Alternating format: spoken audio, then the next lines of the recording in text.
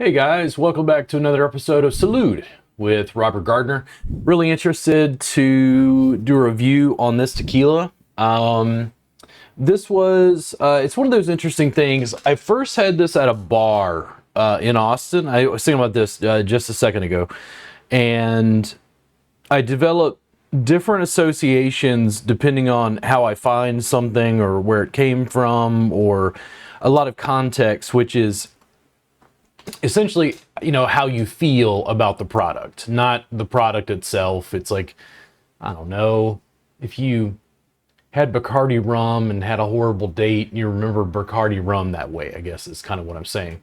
So we're going to try LALO. I will say offhand, this is not my favorite tequila. I don't think I'm going to give this an amazing review, but I also want you to be able to sample it for yourself and not just rely on me and my tasting notes.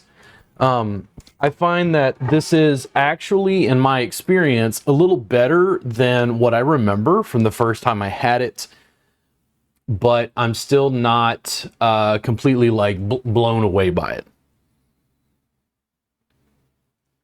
I actually, when I bought it this time, I started using it for ranch waters or making like drinks for lady friends or something if I was at a party. I get a little bit of almost like a white pepper note. Maybe a little bit of clove. And the thing that I don't like, this is just me personally, and you'll see this in some other reviews where I talk about this, it's got a note of like bubble gum. And that bubblegum note is not as strong as I remember it, but it is in fact there. I pick up a little bit of note of that. I like the bottle. I like the fact that it's so clean. It's very simple packaging. In fact, let me take a look at what it says on the bottle. Put on my reading glasses here. 100% agave azul tequila blanco distilled in Los Altos de Jalisco, made in Mexico. Third generation spirit combining a grandfather's love for the land with a father's passion for premium.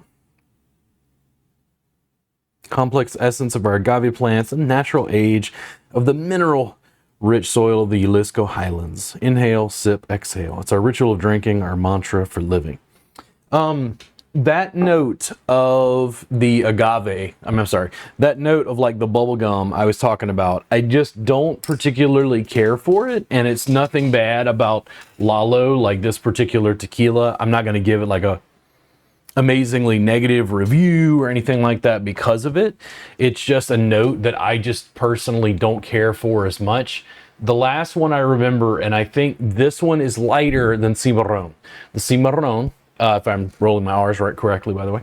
The Cimarron has a little bit more of it, and it's one of those bottles that if you bring this, I will drink it.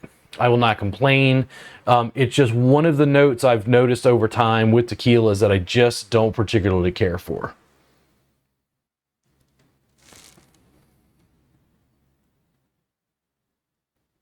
A little bit of rubbing alcohol on the nose. That bubblegum smell, once I get it, it's like I can't get rid of it.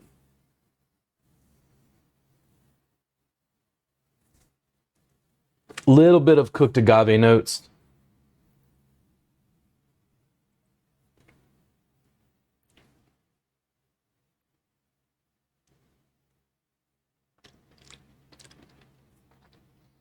Spicy, mineral, like mineral water. Sharp, a little bit of a sting, just a little bit. And I feel like that agave, the cooked agave and the bubblegum are fighting for supremacy.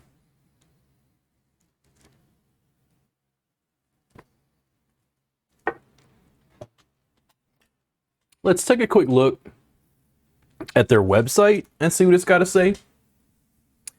I noticed that their website is much more modern than the other websites. I had like a video to open it up.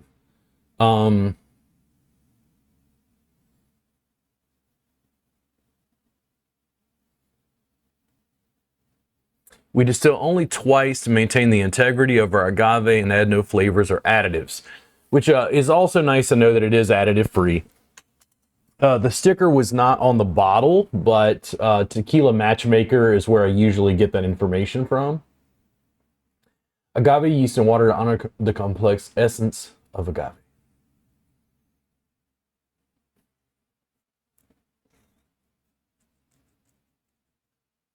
And they only make tequila Blanco. Interesting. I didn't know they only I didn't know they didn't have a reposado or añejo.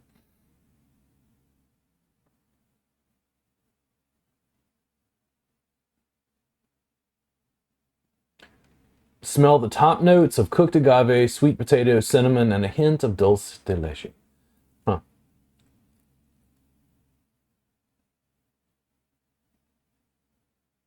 Let's see, where was there? They had a story or something here? Our story. Hold on. Oop.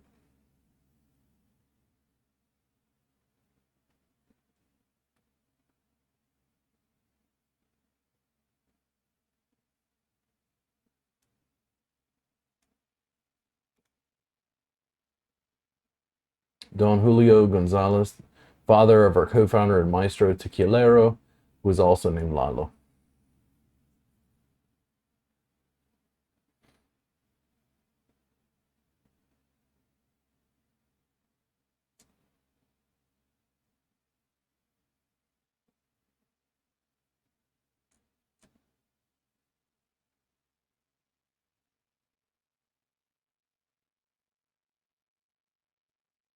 Interesting. All right, so again, not my absolute favorite. I still think if you like that bubblegum note, if you try Cimarron and you find that you want something that's not quite as strong in terms of that bubblegum note, then I think you should try the LALO. I think in my case, this will be a backup bottle and something I use for ranch waters and other things. Not because I can't drink it on its own, but that bubblegum note for my nose, or my palate at least, it stands out too much. It's just my take on it. And again, it's no offense to anybody who happens to love this tequila, by the way. If you love this tequila, please love this tequila. Do your thing. Drink what you enjoy. Do not allow my review to dampen your love for LALO.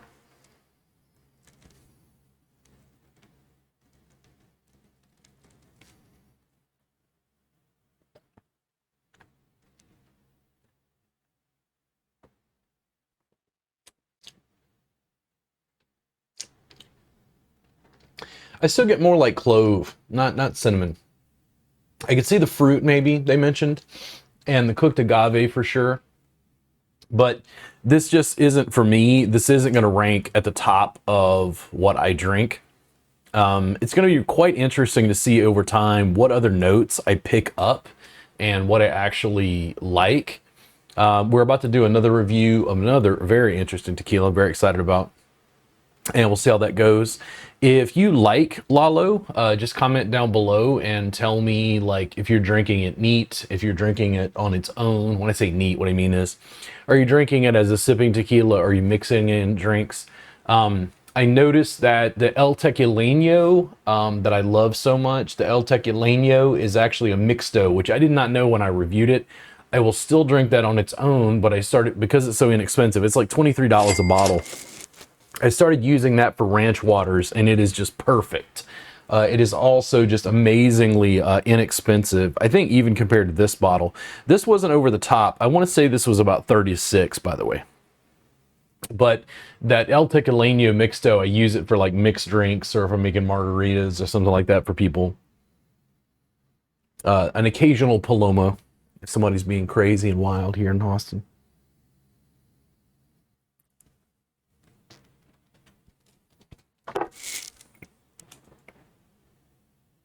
So yeah, you tell me. You love LALO. What other brands are you drinking in particular? I'd really like to find out. And in fact, how do I say this? If you could warn me about what brands have that bubblegum flavor, I would probably avoid them. And that's just me. It's not that I would ever turn up my nose at this, because I do think this is a good tequila. I just think it has a certain flavor profile that I'm not super impressed with personally. you guys enjoy, and saludcita. It's a pleasure to have you. And if you have any tequilas that you want me to try, or really any kind of alcohol related reviews, just comment down below. I'll be happy to review the things that you mention.